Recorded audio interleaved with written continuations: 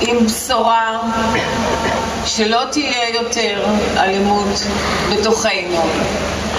ערב טוב ותודה רבה.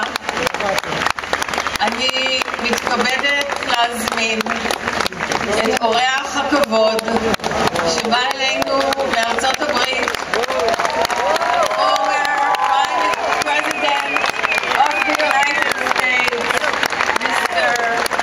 Bill Clinton.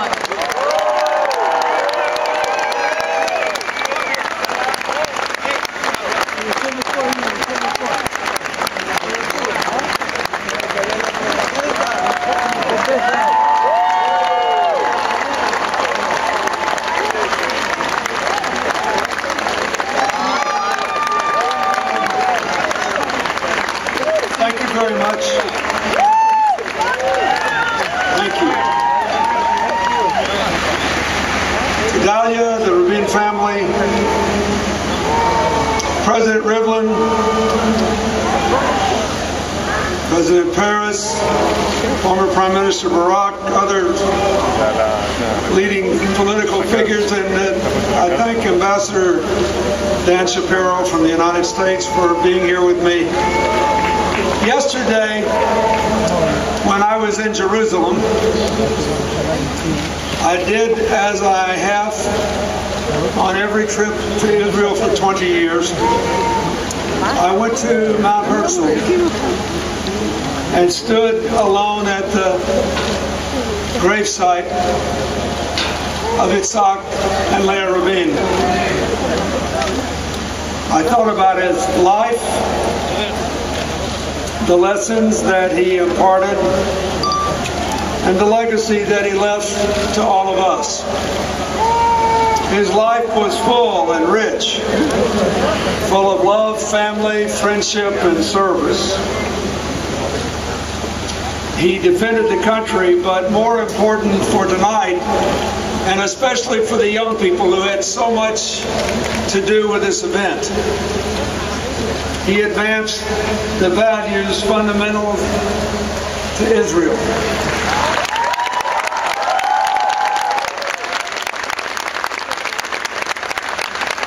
He stood for freedom and peace, the acceptance of those who are different from us,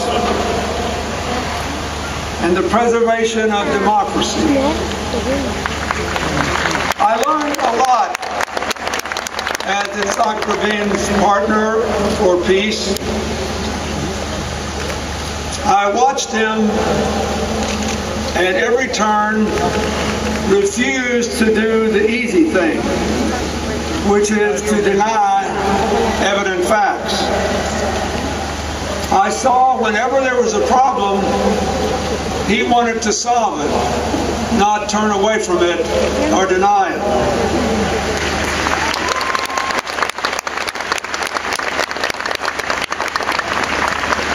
When he signed the peace accord on the White House lawn in September of 1993, he said to the Palestinians that we are destined to live together on the same soil, in the same land. When I asked him why he had decided to do this, he said there are two reasons. First, I do not believe in the modern world that the little bit of land on the West Bank offers us permanent security in the face of modern technology. And second, I never want to see Israel come to a democratic crossroads, whether we will have to decide whether to be a Jewish but no longer a democratic state, or a democratic but no longer a Jewish state. I think we should share the future with the Palestinians.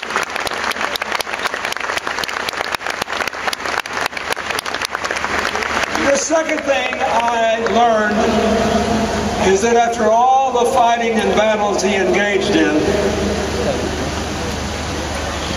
He never stopped seeing other people, including his adversaries, as human beings whose children were entitled to the same possibilities in life as his own.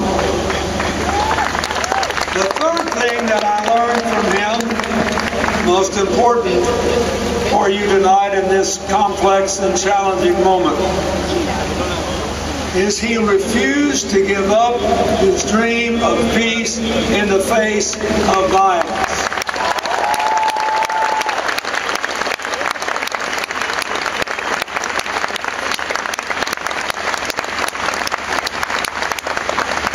Whenever there was a terrible incident here and I would call him, he simply repeated what we in the White House came to know as Rabin's Law.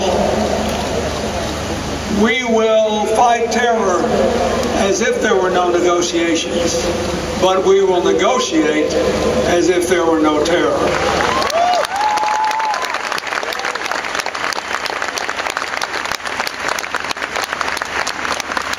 Finally, and in a more personal way, I learned a lot about how Litzhak Rabin made a choice we all make every day. Think about it.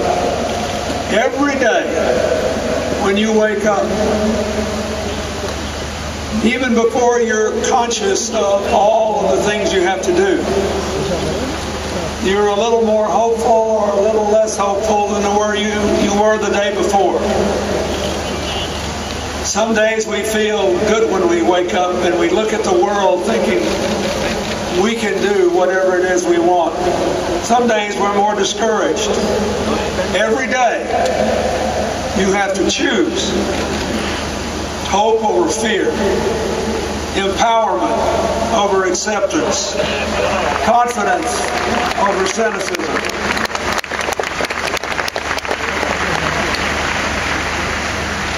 Rabin's legacy,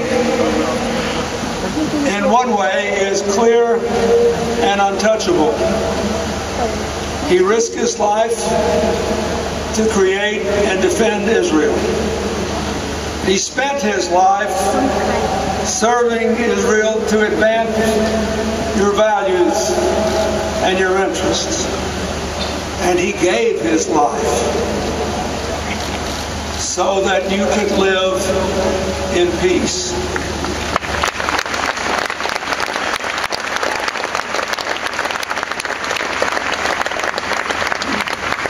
What does it all amount to?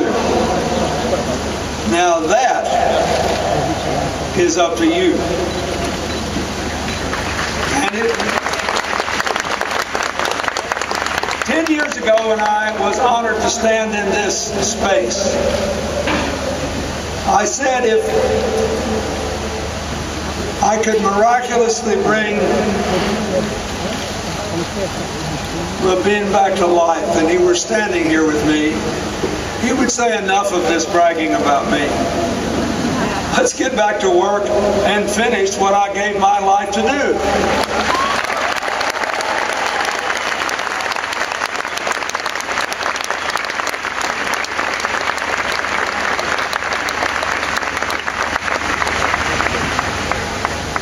You were caught up in your version of the global struggle between those who favor cooperation over those who favor conflict, between modern means of cooperation and modern methods of murder. It is very modern in one way and profoundly ancient in another. For at the root of all you saw in that film, at the root of people who had the gall to present a picture of him in a Nazi uniform or made up as Hitler, is their answer to a simple question: who am I? And what is my relationship to others? Rabin believed that he became more human as he was able to recognize the humanity of others. More human as he was able to reach across past divides to make a peaceful future. And those who wanted to do away with him believed just the opposite. And so, all of you now must decide. When you leave here in the beautiful music, the moving films, the stunning story of his life, how to finish his legacy, or the last chapter must be written by the people he gave his life to save and to nourish.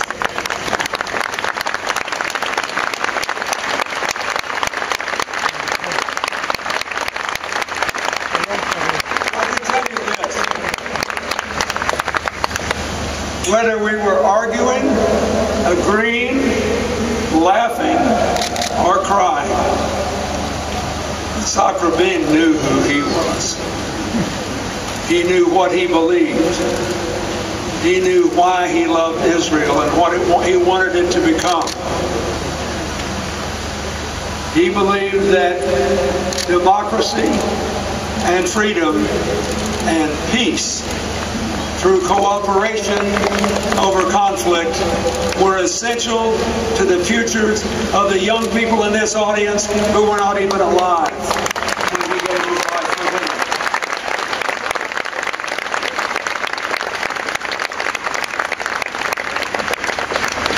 I always thought the role of the United States was to provide whatever support necessary to ensure Israel's existence and security, and then to maximize the benefits and minimize the risks of peace. But in the end, the decision is yours. One of the great benefits of a long life is meeting more and more people and caring for more people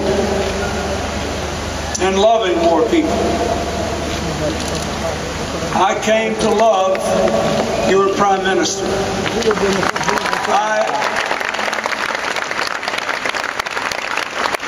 The day he was killed was probably the worst day of my 8 years as president.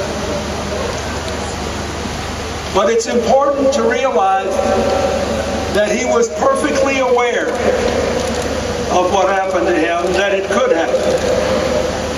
And he was aware that it could happen at the hands of a fellow Israeli who disagreed with him about sharing the future.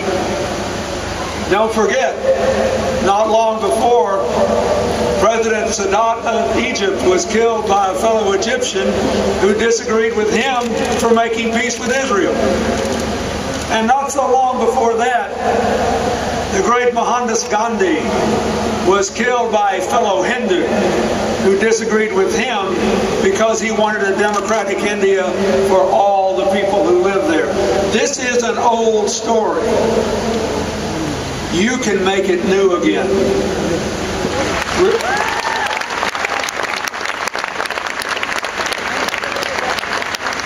The next step in the magnificent journey of Israel.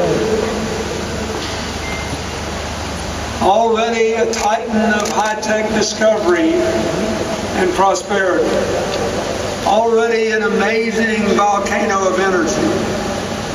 Already a beacon of democracy in a region that has too little of it. The next step will be determined by whether you decide that Yitzhak Rabin was right, that you have to share the future with your neighbors, that you have to give their children a chance too, that you have to stand for peace, that the risks of peace are not as severe as the risk of walking away from it.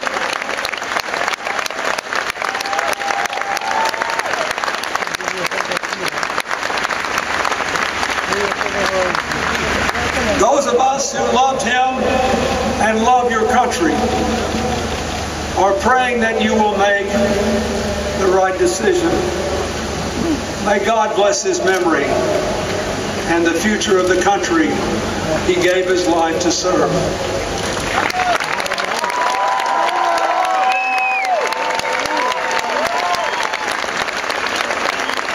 Thank you, President Clinton.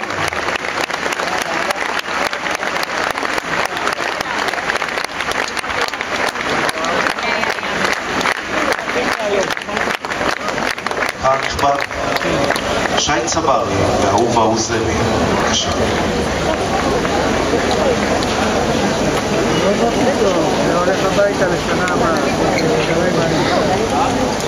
גבוה מאוד, הנשיא קלינטון.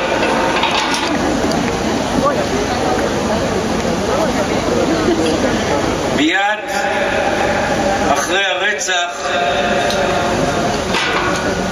אחרי הכיכר ואחרי איכילוב לפני 20 שנה, בייאושי כי רב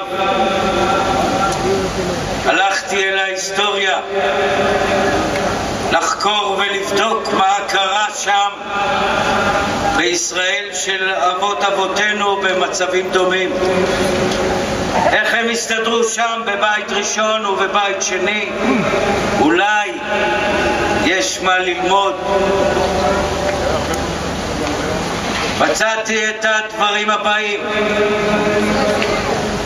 בכל 3,500 שנות קיומו של העם היהודי רק פעמיים היינו ריבונים, עצמאיים וחופשיים כפי שאנחנו היום. ארץ אחת מצפון לדרום, החוק שלנו, אנחנו המחוקק, הכוח שלנו, אנחנו הצבא, המטבע שלנו, אנחנו לא חייבים מס לאף ריבון אחר, ואנחנו לא חייבים לשים עלינו שום סימן זיהוי שיודיע שאנחנו יהודים. לא כובע ולא מצנפת ולא תג ולא טלאי. רק פעמיים היינו כך בכל 3,500 השנה, ובכל פעם הצלחנו לשמור על העצמאות, על הריבונות, רק כמה עשרות שנים. זו הפעם השלישית. בשתי הפעמים הקודמות החברה היהודית קרסה פנימה. אף צר ואויב לא ישב אותו רגע על החומות לכלותנו. חוליות עמוד השדרה של החברה הן שלא החזיקו מעמד. בריבונות הראשונה, בבית ראשון, החזקנו מעמד כך רק 75 שנה, עד שחתכנו את הארץ לשתיים, לישראל וליהודה, ונלחמנו זו בזו עד מוות. רק שנים אחר כך נשרף בית המקדש. בבית שני, עצמאים כפי שאנחנו היום, החזקנו מעמד רק 66 שנה. 100 שנה בלבד חלפו מאז שיהודה המכבי תיאר את בית המקדש ועד שביקשנו מנציג הרומי פומפיוס שיקח מאיתנו את הריבונות. מסוכסכים בינינו עד מוות, שבטים ומגזרים וסקטורים מתפוצצים על השאלה מיהו יהודי ומהי מצווה ומהי התורה והאם יש או אין חיים אחר המוות. כל החברה היהודית אז ביקשה מן הנציג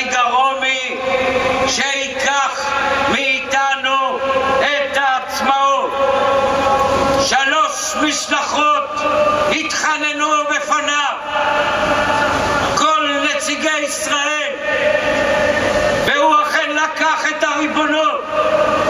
ואחר כך, 100 שנה אחר כך, נשרף בית המקדש. עכשיו זו הפעם השלישית, ואנחנו בשנה ה-67 ומרגישים בקצות אצבעותינו את הסיכון, את המחלה. קודם אנחנו מאבדים את הריבונות, אחר כך, שנים אחר כך, 100 שנה, 200 שנה אחר כך, נשרף בית המקדש. אבל אנחנו לא באמת מאבדים את הריבונות. היא לא נלקחת מאיתנו בקרב בכפייה, כתנאי לחיים. אנחנו פשוט ויתרנו עליה, חתכנו, מסרנו אותה לאחר. מסוכסכים בינינו לבינינו לא יכולים יותר. ושימו לב לזה, גם בפעמיים הקודמות, בריבונות הראשונה והשנייה, ישראל הייתה אימפריה לא קטנה באזורה לפני ההתרסקות, חזקה, פורחת. שנתיים אחרי שלמה המלך בבית ראשון, שנתיים אחרי שלום ציון מלכה בבית שני, שני שיאי הממלכה אז, ובתוך שנתיים, בום, התרסקות, משיא ענק לנפילה גדולה ולאובדן מלא של העצמאות. חוליות עמוד השדרה של החברה קרסו פנימה. זה הכל אנחנו, וזה המנגנון, והוא קרה פעמיים, ועושה רושם שהוא נדרך גם בפעם השלישית. זו התמונה. ועכשיו, כשאנחנו יודעים את הסכנה, נצא למגר את האיום, כי הוא בנפשנו.